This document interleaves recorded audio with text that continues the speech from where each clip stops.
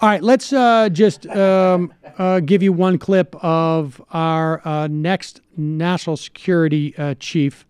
Again, this guy basically sits atop the national security apparatus and cultivates and culls all the ideas about what will make this nation secure and safe.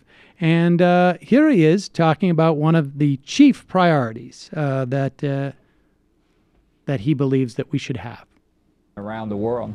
And how do you think this will play out? I mean, what do we do? Oh, pause it. Pause it. I should say this is an example of John Bolton talking about how we should respond to the North Korean crisis, if you will. How do you think this will play out? I mean, what do we do? Can we take out one of their launch pads when we see there's a point when, if they are putting a nuclear warhead on the missile, can our satellite imagery do that, something similar to the Cuban Missile Crisis? Well, I'm afraid our intelligence probably isn't good enough to do that, but I do think we've got to look much more closely at the possibility of some kind of military action, which for years I think had been ruled out by very strong popular opinion in South Korea. And I think one thing that or Secretary Mattis probably wanted to examine in South Korea was what is the feeling there, and how far they'd be prepared to go.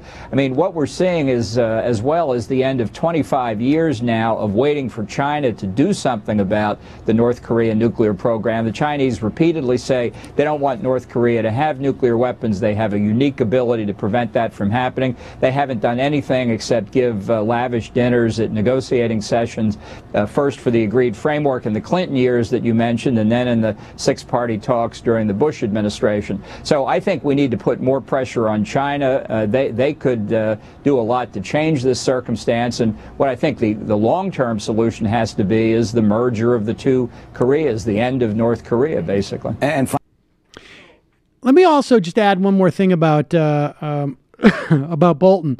That Steve Clemons made this claim on Chris Hayes' program last night, and I trust Steve Clemons as a source. It is definitely on the record that John Bolton in 2002 was prepared to give a speech claiming that Cuba had an active biological weapon program and that we should bomb it. It turns out it wasn't true. But this is a guy who is not exactly fact first. Let's put it that way.